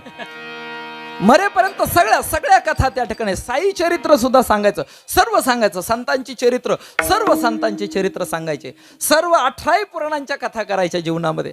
बाबांसारख्यांचा एक दिवस त्यांनी मला इतका सूक्ष्म विषय, गहन विषय सांगितला पुराणांमधला. म्हणजे ऐकता ऐकता रात्रीचे 2 वाजले तरी सुद्धा बाबा कंटाळायला तयार नाही त्या ठिकाणी, इतकं त्यांच्याकडे ओघवती त्यांची वाणी आहे. असो सज्जनो, आपण पहा मधु आणि कैटभ यांचा संवार करण्यासाठी ज्यावेळी पाहिलेलं आपण त्या ठिकाणी की ब्रह्मदेव सुद्धा असमर्थ ठरले, महाविष्णू सुद्धा असमर्थ ठरले. निर्माण कुठून झाले तर त्याच असणाऱ्या भगवान परमात्म्याच्या कानाच्या मळामधून तयार झाले, नाही का. आम्ही त्याचा पण देवी भागवतात भाव काढत असतो. श्री डोंगरेजी महाराज हे फार त्या ठिकाणी गोड मार्मिक भाव काढायचे. तसं मधु कैटभ हा कानामधला मळापासून तयार झाले. आपल्या सुद्धा कानामध्ये हा मळ होतो. कोणाची तरी स्तुती आपण कानाने ऐकतो, कोणाची तरी निंदा आपण कानाने ऐकतो. हेच मधु कैटभ आहेत त्या ठिकाणी का. हे सुद्धा जीवनात मी प्रमाण सांगून गेलो, स्तुती अथवा निंदा करावी देवाची, या नाही हेच मधु कैटभ आहेत. चला, महत्वाची भूमिका त्यांचं पारिपत्य करण्यासाठी ज्यावेळेस महाविष्णू सुद्धा असमर्थ झाले, 5000 वर्षाचं युद्ध झालं महाराज, सामान्य गोष्ट नाही. पण 5000 वर्ष युद्ध होऊन सुद्धा मधु कैटभांना ज्यावेळेस भगवान महाविष्णू हरवू शकले नाही, त्यावेळी शेवटी त्यांनी पाहिलं, अरे अरे आता काही खरं नाही.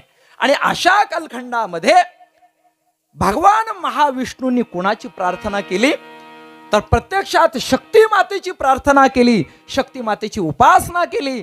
आणि उपासनेच्या अंती त्या ठिकाणी शक्ती माता प्रगट झाल्या. प्रगट झालेली शक्ती, सर्व देवतांच्या अंगामधून निघालेली जी शक्ती आहे तिचं ऐक्य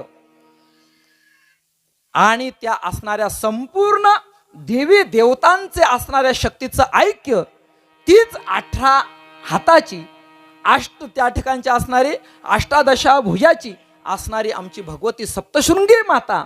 आणि अशी असणारी सप्तशृंगी माता किंवा दुर्गा माता, तिचं प्रकटीकरण झालेलं आहे. आणि असं प्रकटीकरण झाल्याच्या नंतर त्या असणाऱ्या मातेकडूनच आशीर्वादाने, तिच्या कृपेने मग महाविष्णूंनी काय केलेलं आहे, त्या दैत्यांचा वध केलेला आहे. अर्थात त्याच जगदंबा मातेनं, आदिमाया शक्तीनं मोह वचनामध्ये हे जे 2 राक्षस आहेत यांना फसवलं, आपलं असणारं शृंगारिक रूप त्यांना दाखवलं. त्याच्यामध्ये हे राक्षस फसतात आणि बोलता बोलता महाविष्णूंच्या हातूनच मरण्याचं काय करतात, वरदान मागून घेतात. अर्थात प्रत्येक गोष्टीमध्ये शक्तीची गरज आहे. तुकोबाराय म्हणतात, आम्ही देवा शक्तीहीने भाकुतेने करुणा. या जगामध्ये आपण जर पाहिलं तर शक्ती एक आहेत, तत्व एक आहेत. शिव आणि शक्ती वाटताना जरी 2 वाटत असेल तरी अर्धनारी नटेश्वरी. जो पुरुष तोची नारी, जो पुरुष आहेत तोच नारी आहेत, जो नारी आहेत तोच पुरुष आहेत. देव देवी मीची पाहे अमृत अनुभवामध्ये वर्णन केलेले आहे. देवही तोच आहेत आणि देवी सुद्धा कोण आहेत, तोच आहेत. मग आपण जर पाहिलं तर हे जे तत्व आहेत, ही जी शक्ती आहेत, हे जे शिव तत्व आहेत, हे काय आहेत, एकी एक आहेत. मग ते तत्व एकी एक आहेत. तत्व त्याला म्हणतात की जे कधीच बदलत नाहीत. तत्व त्याला म्हणतात की जे अविनाशी आहे. बघा, भारत देशामध्ये 2 गुणिले 2 बरोबर किती, 4. तेच जर तुम्ही अमेरिकेमध्ये गेले तर तिथं 2 गुणिले 2 बरोबर किती. हा, भाषा लँग्वेज बदलेल. भारतामध्ये 2 गुणिले 2 बरोबर 4, तिकडं 2 × 2 = 4. भाषा बदलली का त्या ठिकाणचं गणित बदललं, भाषा बदलली. तसं भगवान परमात्म्याच्या अवतार कार्यामध्ये वेगवेगळे अवतार जरी भगवान परमात्म्याने घेतले असतील, शक्तीच्या रूपाने घेतले असतील, देवीच्या रूपाने घेतले असतील, प्रत्यक्षात देवाच्या रूपाने घेतले असतील, पण याच्या पाठीमागचं तत्व एक आहेत. आणि त्या तत्वाला जगतामध्ये शक्ती म्हणतात. तीच शक्ती या पृथ्वी तलावरती अवतरण होत असताना अनेक रूपामध्ये होते. दुर्गती नाशिनी दुर्गा जय जय, दुर्गती नाशिनी दुर्गा जय जय, काल विनाशिनी काली जय जय, काल विनाशिनी काली जय जय, उमा रमा ब्रह्मानी जय जय, उमा रमादेवी जय जय, राधा रुक्मिणी सीता जय जय राधा रुक्मिणी सीता जय जय राधा रुक्मिणी सीता जय जय राधा रुक्मिणी सीता जय जय दुर्गती नाशिनी दुर्गा जय जय काल विनाशिनी काली जय जय दुर्गती नाशिनी दुर्गा जय जय काल विनाशिनी काली जय जय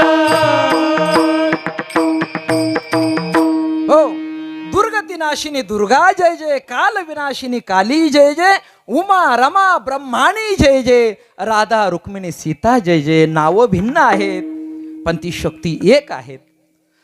जी शक्ती आहे त्या शक्तीला जर वश करायचं असेल, ध्यानात ठेवा, त्या शक्तीला जर वश करायचं असेल तर याच्यासाठी मी नर्मदा परिक्रमेत आता पाठीमागे येत असताना गोरखपूर नावाचं एक स्थान आहे, अमरकंटकच्या पुढे निघाल्याच्या नंतर.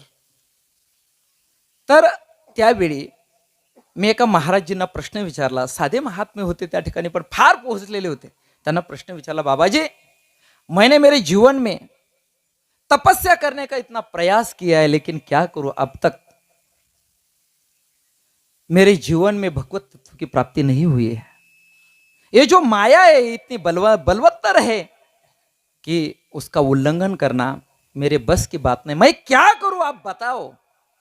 त्यावेळेस त्या महाराजांनी एकच सांगितलं, बाबा याच्यासाठी ही जी माया आहे हिच्यावरती जर आपल्याला यदा कदाचित जर आपलं हे गाजवायचं असेल किंबहुना तिच्यावरती जर आपल्याला कमांड करायची असेल तर त्याच्यासाठी एकच आहेत. एक तर तिचा वैराग्ययुक्त अंतकरणाने उपहास करायचा आणि नसेल तर तिच्याशी आईचं नातं जोडायचं. विठ्ठल विठ्ठल. हो तुकोबरायनी हे नातं जोडलेलं आहे. तुका म्हणे तैशा दिसतील नारी रिसाची या परी आम्हा पुढे रिसाची या परी आम्हा पुढे. तुका म्हणे तैशा दिसतील नारी रिसाची या परी आम्हा पुढे रिसाची या परी आम्हा पुढे. तुका म्हणे तैशा दिसतील नारी रिसाची या परी आम्हा पुढे. रिस म्हणजे अस्वल. तुकोबाराय म्हणतात नारीकडे पाहत असताना या नारी आम्हाला अशा दिसतात कशाप्रमाणे, अस्वलाप्रमाणे. अर्थात ही नारी जाती विषयीची त्या ठिकाणी कुभावना आहे असं नाही, पण साधकाला आपल्या जीवनामध्ये परमतत्वाची जर प्राप्ती करायची असेल तर त्याच्या ठिकाणी जी वैराग्ययुक्त स्थिती असते त्या वैराग्ययुक्त स्थितीतून पाहत असताना तो नारी समाजाकडे कशा पद्धतीने पाहतो तो साधक, रिसाची या परी. ध्यानात रिसाची या परी. आणि या नारी समाजाकडे पाहत असताना तुकोबाराय म्हणतात जाईवो तू मातेन करी साया साईव तू मातेन करी साया जाईवो तू मातेन करी साया साईव तू मातेन करी साया आम्ही विष्णुदास तैसे नव आम्ही विष्णुदास तैसे नव आम्ही विष्णुदास तैसे नव. ए पराविया नारी रखुमाई समान. ओ पराविया नारी रखुमाई समान. रागया नारे रघुमाई समान. परागया नारे रघुमाई समान. हे गेले नेमून थाईचे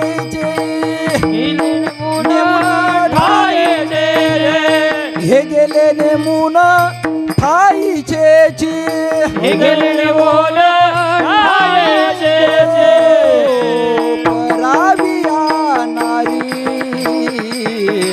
रखुमाई समान.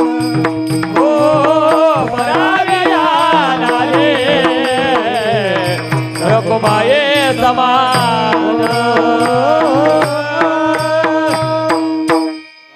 ही जी स्त्री जातीकडे पाहण्याची ही दृष्टी आहे ही माऊली समान, आई समान आहेत, नाही का? ही पॉझिटिव्ह थिंकिंग आहेत आणि पहिली निगेटिव्हिटी या दृष्टिकोनातून. मग ध्यानात ठेवा, मायेवरती आधिपत्य आपल्याला गाजवायचं असेल किंवा मायेला परास्त करायचं असेल तर एक जीवनामध्ये वैराग्य धारण करून तिच्याकडे एक त्याज्य दृष्टीने पहा, आणि नसेल तर ती जी माता माऊली आहेत, ती जी शक्ती आहेत, तिच्याशी आईचं नातं जोडा. जगद्गुरु तुकोबराय त्या माता माऊलीशी आईचं नातं जोडत असताना ती जी शक्ती आहे, ती जी जगदंबा माता आहे, ती केवळ फक्त गोकुळामध्येच त्या ठिकाणी जन्माला आली असं नाही. ती फक्त केवळ कौंडण्यपुरातच जन्माला आली असं नाही.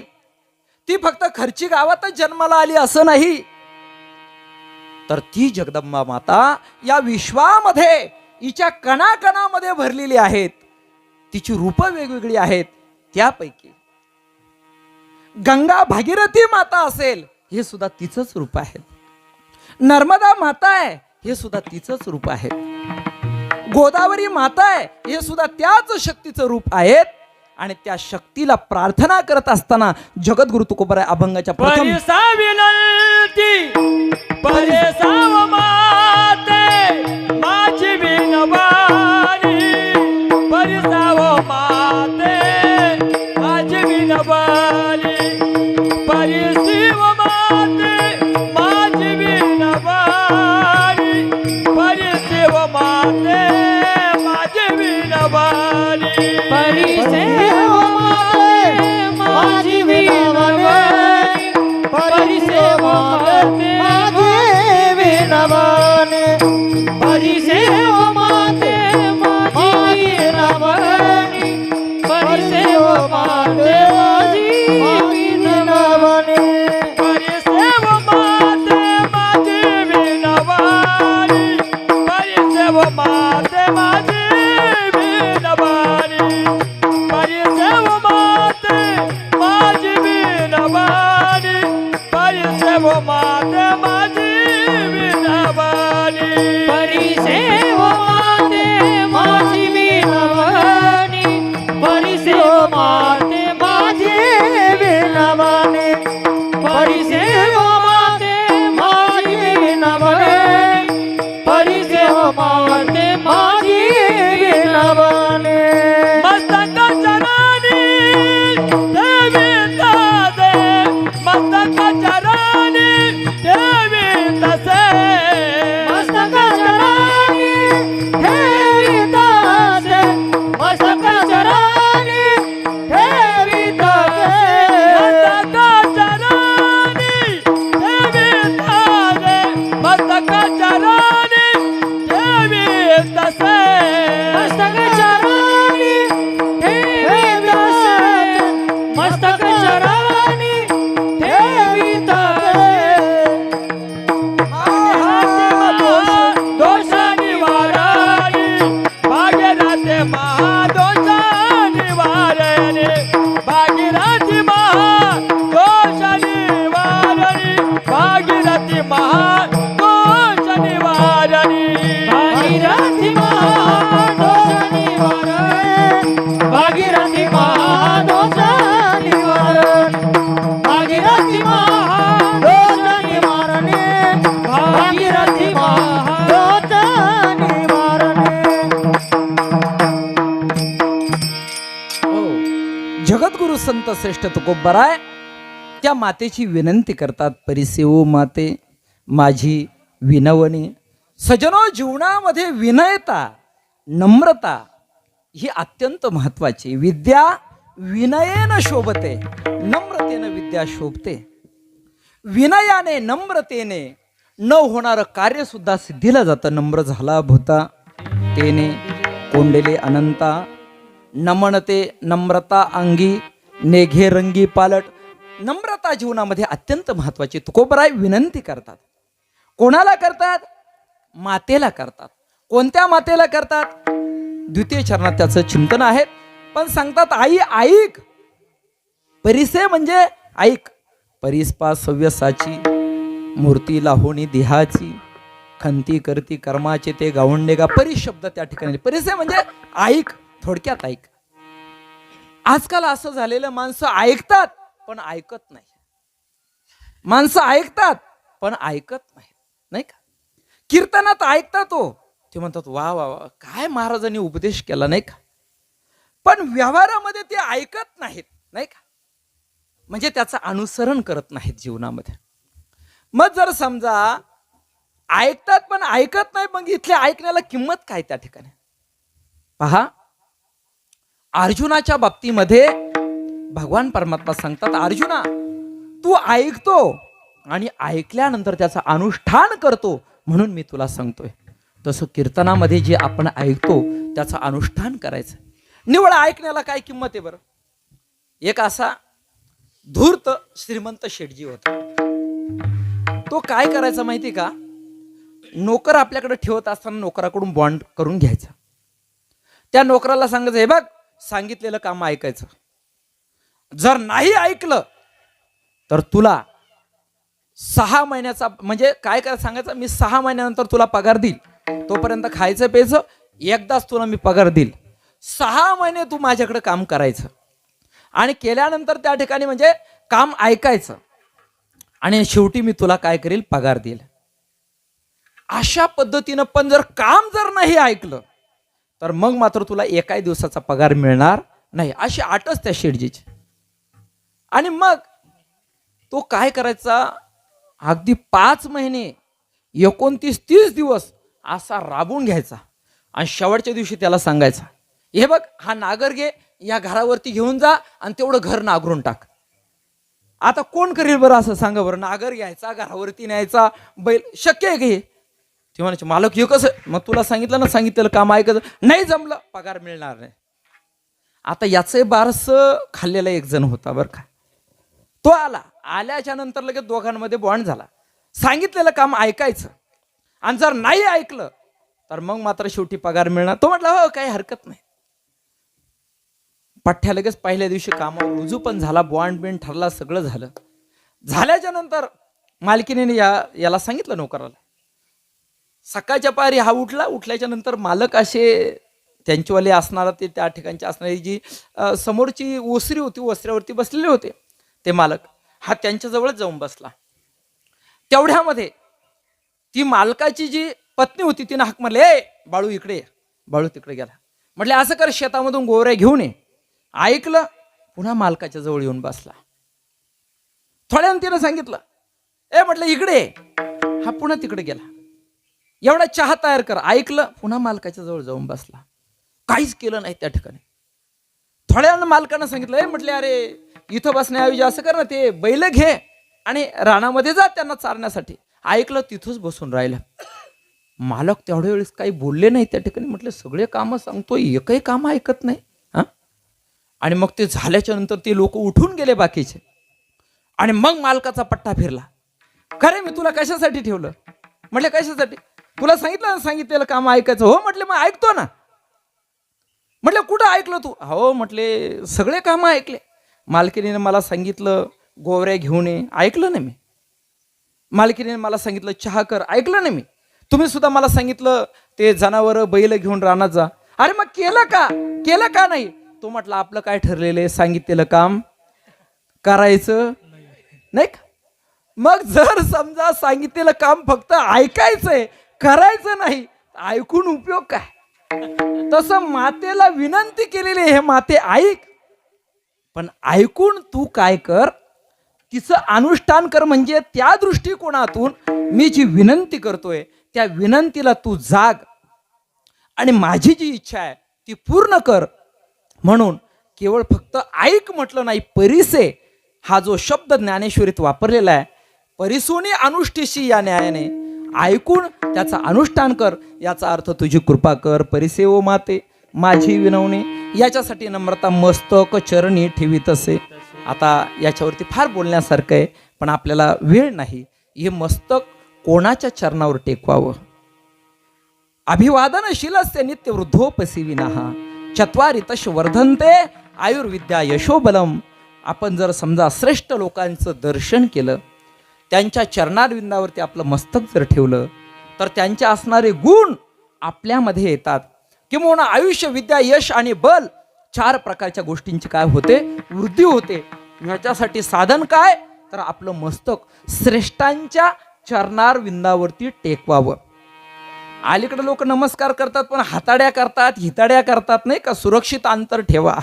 सुनबाई जर निघाल ते मामाजी येते बर का, दुरून डोंगर साजरे, असं नाही चालत.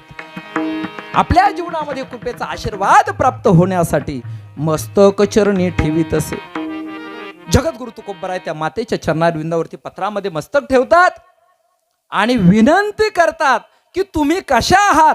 अभंगाचं द्वितीय चरण. भागीरथी महा दोष निवारणे, भागीरथी महा दोष निवारणे, भागीरथी माँ दोष निवारणी, भागीरथी माँ दोष निवारणी, भागीरथी महा दोष निवारणे, भागीरथी महा दोष निवारणे, भागीरथी माँ दोष निवारणी, भागीरथी माँ दोष निवारणी.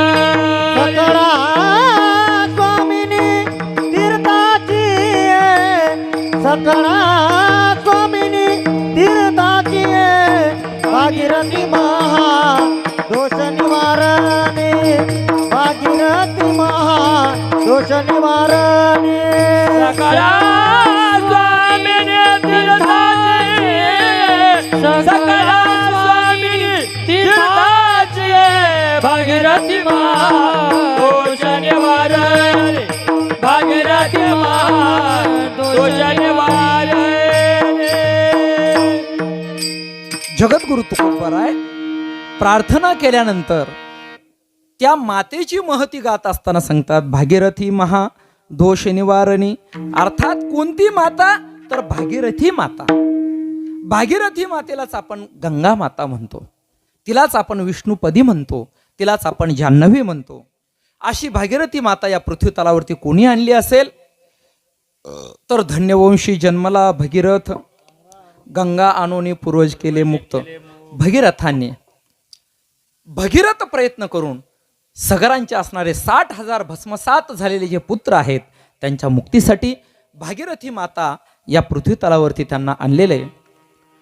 जशी भागीरथी माता आहेत तशीच या पृथ्वी तलावरती अजून एक माता आहे, तिचं नाव आहे नर्मदा माता. या जगामध्ये मुख्यत्वाने 3 गंगा आहे. एक ब्राह्मी गंगा आहे, एक वैष्णवी गंगा आहे आणि एक माहेश्वरी गंगा आहे. याच्यापैकी ब्रह्मदेवाने महाविष्णूंचे चरण धुतले आणि जे असणारं जल आहे ते आपल्या कमंडलूमध्ये धरलेलं आहे, त्या ठिकाणी भरलेलं आहे. ती असणारी ब्राह्मी गंगा. म्हणून गंगा आली कुठून वर्णन केलेले, जेथे लक्ष्मीचा वास गंगा आली बाबा,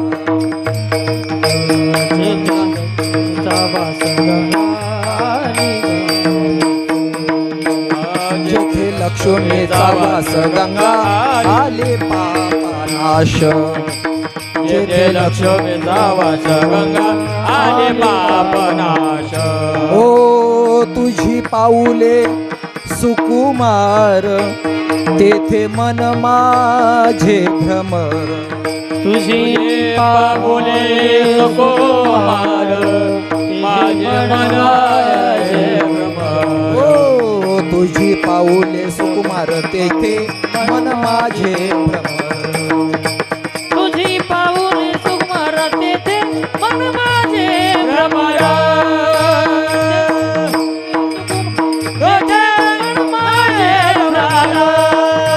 तुझी पाऊले सुकुमार, तेथे मन माझे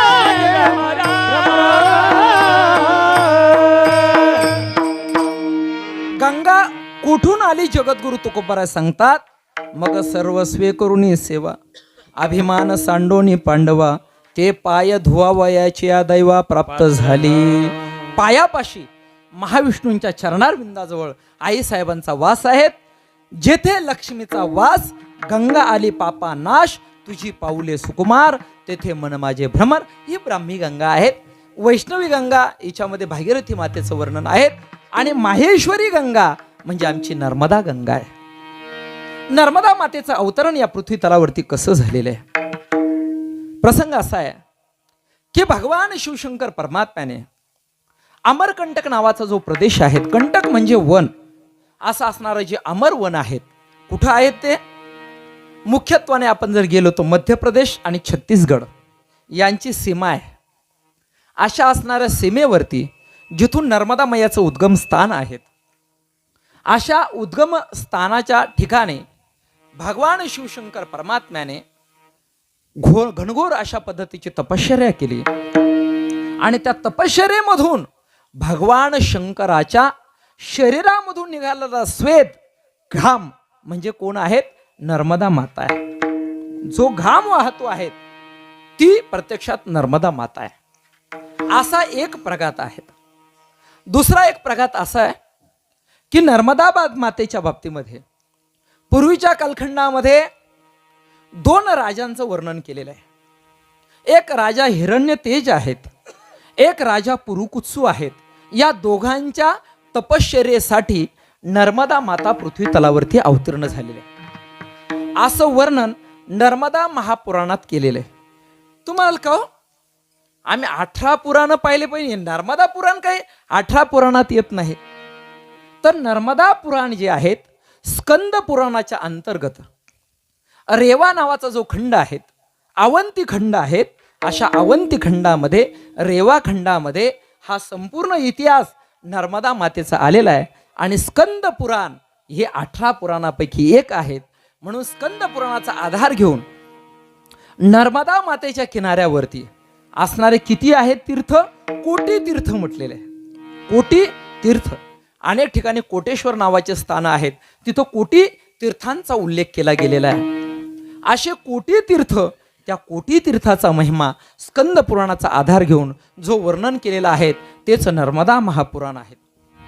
अशा नर्मदा महापुराणामध्ये नर्मदा मातेचं वर्णन करत असताना नर्मदा माता ह्या कुमारी पण आहेत आणि नर्मदा मातेचं लग्न पण झालेलं आहे. आमचे गुरुवर्य पांडुरंग बाबा वैद्य त्या ठिकाणी म्हणायचे, असा प्रश्न विचारायचे, हे खरं का ते खरं? आपणही संभ्रमात पडायचो, हे खरं का ते खरं? आपल्याला वाटायचं हे खरं ते खरं. मग बाबा म्हणायचे हे खरं ते खरं, तुझं डोंबलंय खरं. एका वेळेस कुठं दोन खरं राहतं का? एकच खरं राहतं. बरोबर आहे का? मग एक तुम्ही आम्हाला असं सांगा की नर्मदा माता एक तर कुमारी आहे असं सांगा, किंवा नर्मदा मातेचं लग्न झालेलं आहे असं सांगा. पण नर्मदा माता कुमारी आहेत हे खरं आहे आणि नर्मदा मातेचं लग्न झालेलं आहे हे खरं आहे. तू म्हणाल कसं? चिरंजीव किती आहेत? किती चिरंजीव आहेत? 7.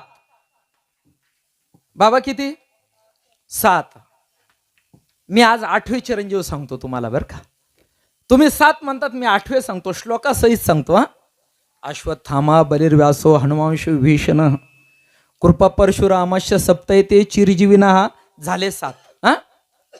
8वे चिरंजीव सप्तैतान संस्मरे नित्यम मार्कंडेयम अथाष्टमम जीवेद वर्ष शतम साग्रम अपमृत्यू विवर्जिता. दुर्गा सप्तशती नावाचा ग्रंथ कोणी लिहिला? मार्कंडेय महामुनींनी लिहिला. कुठं लिहिला? सप्तशृंगी मातेच्या समोरचा जो पर्वत आहे तो आहे मार्कंडेय नावाचा पर्वत. अशा मार्कंडेय पर्वतावरती महामुनी मार्कंडेयजी बसलेले आणि समोर आमच्या आई भगवती सप्तशृंगी माता आहे. त्यांच्याकडे पाहत असताना त्यांनी काय केलेलं आहे तर दुर्गा सप्तशती नावाचा ग्रंथ लिहिला. असे असणारे चिरंजीव 8वे मार्कंडेय महामुनी. एखाद्याला जर मरणाची भीती वाटत असेल कोणाला, तर त्यानं काय करायचं? फक्त मार्कंडेय महामुनींचं आणि या 7 चिरंजीवांचं स्मरण करायचं.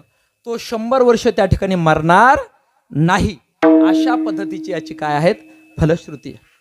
चिरंजीव शब्दाचा अर्थ दीर्घजीवी. नवनाथामधले चिरंजीव कोण आहेत?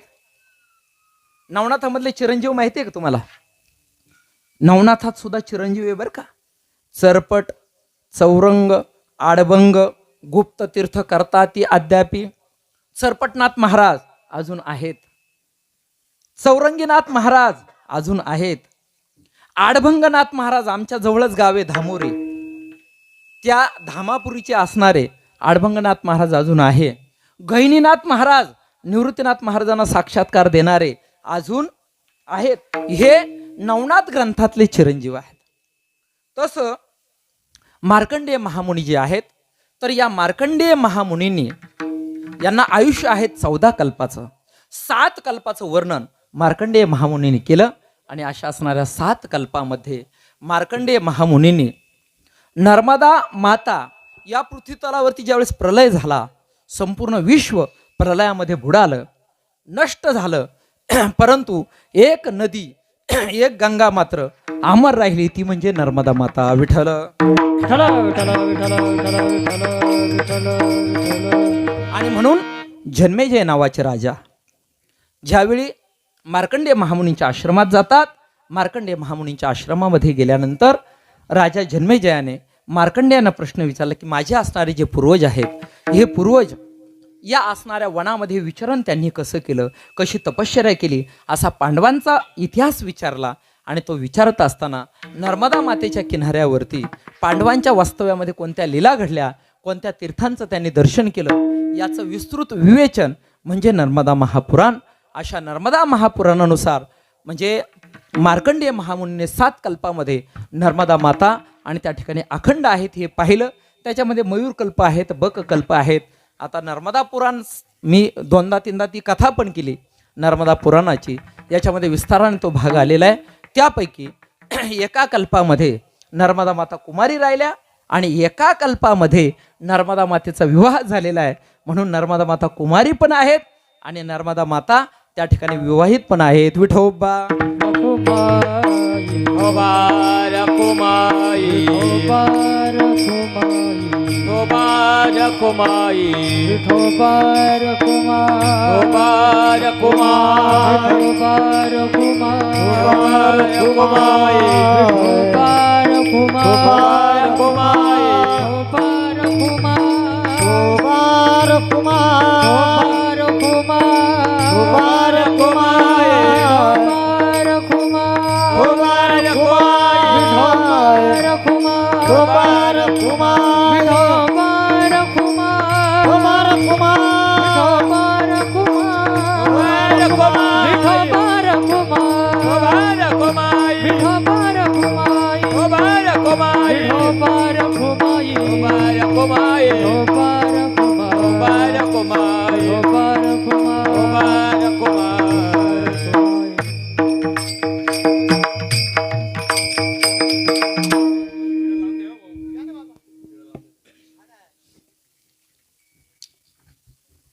आमच्या असणाऱ्या नर्मदा मातेचं वर्णन या ठिकाणी आपण करतोय.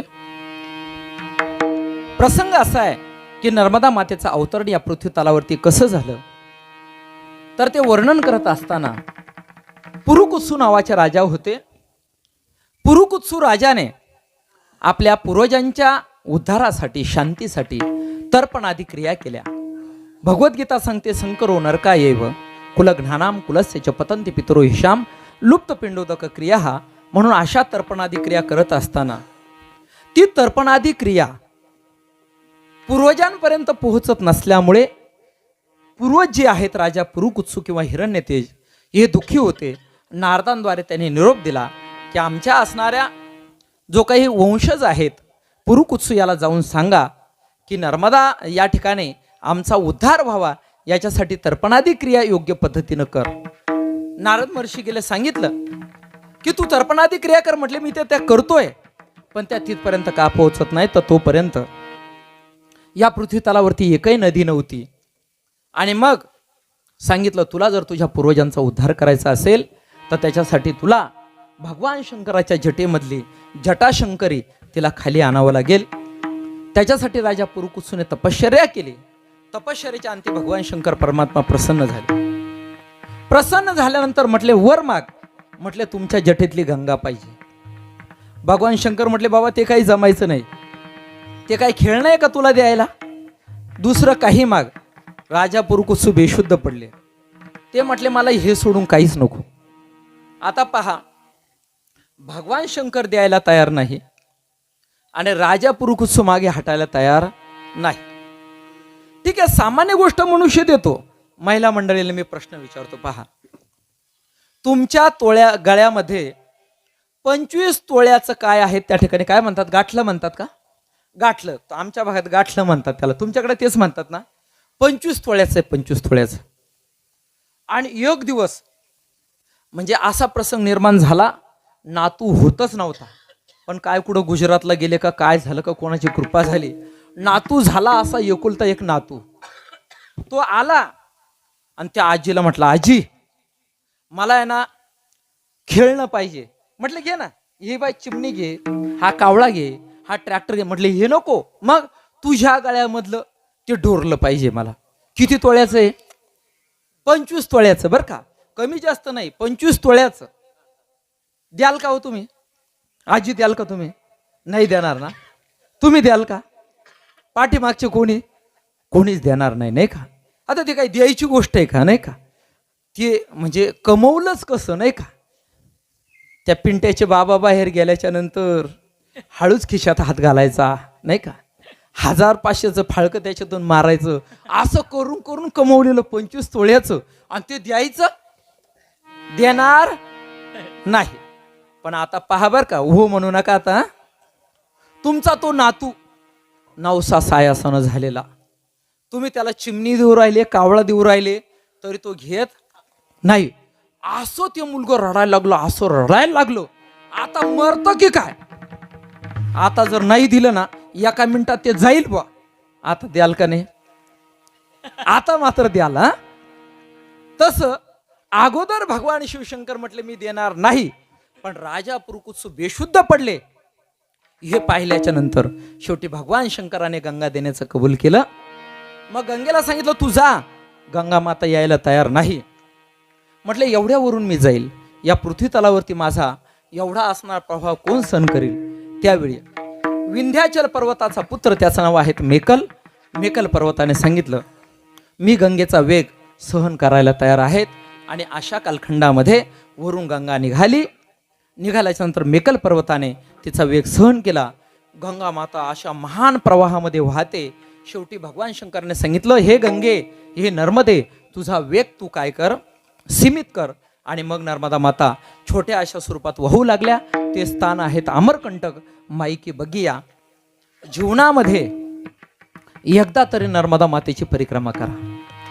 जीवनात एकदा तरी नर्मदा मातेची परिक्रमा अवश्य करावी. त्या ठिकाणी इतके तीर्थ आहे, वर्णन केलेले. सबिंदू सिंधू सुस्कलत तरंग भंग रंजितम द्विषत्सु पाप जात जात कारिवारी संयुतम कृतांत दूत काल भूत भीती हरिवर्मध्ये त्वदीय पाद पंकजम नमामि देवी नर्मदे त्वदंबुलीन दीनमीन दिव्य संप्रदायकम कलौमलौग भार हरी सर्व तीर्थ नायकम. सर्व तीर्थांची स्वामिनी भागीरथी महादोष निवारिणी, सकळा स्वामिनी तीर्थाची नर्मदा महादोष निवारिणी, सकळा स्वामिनी तीर्थाची ज्ञानेश्वर माऊली ज्ञानराज माऊली महाराज ज्ञानेश्वर माऊली ज्ञानेश्वर माऊली ज्ञानराज माऊली. सर्व तीर्थांची स्वामिनी नर्मदा माता आहे. तिच्या किनाऱ्यावरती असं वर्णन केलेलं आहे, तर जिता भुक्ती मोक्ष मरणे तुझ्या तरी. जिवंत असताना भुक्ती, मरणे मुक्ती हे तिच्या किनाऱ्यावर मिळतं. जिता भुक्ती मोक्ष मरणे तुझ्या तरी.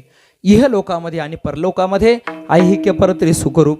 तुका विष्णुदास संतांचे पोसणे तुकोबाराय म्हणतात, मी संतांचं पाय पोसणे वाघ पुष्पतेने पाठविले. भागीरथी महादोष निवारिणी सकळा स्वामिनी तीर्थाचे.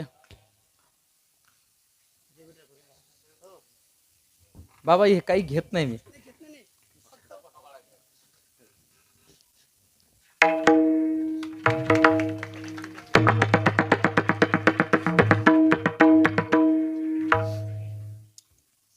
असो, या ठिकाणी बोलण्यासारखा भाग भरपूर आहे.